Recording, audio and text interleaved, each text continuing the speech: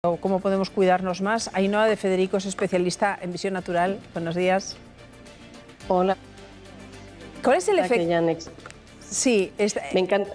Diga, perdone que le interrumpa, diga. No, que me encanta que hayan expresado que todavía estamos a tiempo para frenar esa pandemia mundial de miopía. Es totalmente cierto y depende de nuestros hábitos y nuestro estilo de vida. Pues, oiga, yo me callo. Adelante. ¿Qué es lo que tenemos que tomar nota? Que yo aquí estoy con el boli y el papel.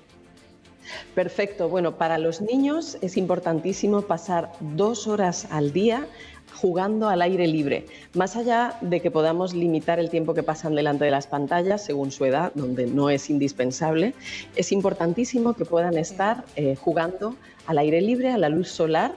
Las 2 horas es algo que han encontrado investigadores australianos y de Hong Kong. En Australia tienen mucho espacio libre y es muy fácil. En Hong Kong, como en toda Asia, ya se habían dado cuenta de que la miopía está creciendo a marchas forzadas, mucho más que en Europa o en América del Norte. Y esas 2 horas, a pleno día, particularmente hacia las 12 del mediodía, cuando el sol está más alto y hay más luz azul, es el mejor momento para prevenir la miopía. No solo por el tipo de luz, sino también porque al aire libre es más probable que estemos mirando de lejos y conforme más tiempo estamos mirando de cerca, se miopiza el ojo. Las pantallas hacen eso, aparte de la luz artificial azul que tienen y aparte de que inhiben el parpadeo y nos hacen focalizar en la visión central. Entonces, todo lo que nos haga mirar el paisaje, detalles, parpadear más, mirar de lejos y estar al sol, previene la miopía en los niños, por ejemplo. ¿Y en los adultos qué podemos hacer? Porque nosotros, por trabajo o por ocio, pero estamos todo el día con el móvil o el ordenador o todo a la vez.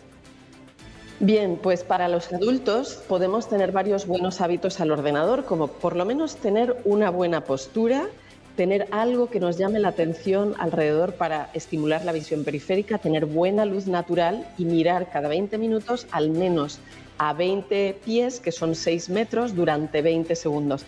También es importante recordar parpadear, respirar, mirar de lejos. A veces es útil ponernos post-its al lado de la pantalla para hacer esos recordatorios y, por supuesto, un filtro virtual o un filtro físico a la pantalla para que no estemos constantemente expuestos a la luz azul artificial y que vaya con el cambio de luz de las horas del día. Eso es fabuloso si vamos a estar mucho tiempo delante de pantallas por nuestro trabajo, nuestras actividades. ¿Y los móviles que cuestan tan carísimos hoy en día y que tienen, se supone, tantas cosas que dentro de poco te hacen croquetas, no traen los filtros ya puestos que deberían? Sí, los móviles traen filtros virtuales que se pueden activar, pero no traen filtros físicos. Entonces esos los podemos comprar aparte. Lo mismo que compramos algo para proteger la pantalla para que no se rompa, podemos también comprar otra capa de protección para que no nos llegue tanta luz azul. Y también para los adultos es muy importante pasar tiempo al aire libre y bueno, ¿no? Moverse, mirar de lejos y hacer actividades que sean contrastadas con ese tiempo sedentario que pasamos al ordenador o al móvil, que además el móvil nos hace tener una postura peor con la cabeza adelantada, nos hace generar más tensión en el cuello y eso cronifica los problemas de visión. A ver, déjeme que abuse un momentito. Vamos a contar un poco otra moda que se está... Bueno, no sigue todo el mundo, pero claro, cuando hay una influencer con un poco de capacidad de influenciar en la gente más joven, les cuenta que fíjate qué maravilla, me echo una gotita y me cambia el ojo de color, lógicamente hay que tomar nota, precaución y preguntar. ¿En esto consiste la moda? This is a brand called Fancy Drops, which is eye drops that reduce the melanin in your eye and actually change your eye color. Imagínense si les cambia el color del ojo, nada bueno puede ser, digo yo. I'm gonna do 3 videos. So this is like the unboxing. Ay, no, Federico, es tan barbaridad como a mí me parece. Es que me estaba dando grima. Tan barbaridad como a mí me parece.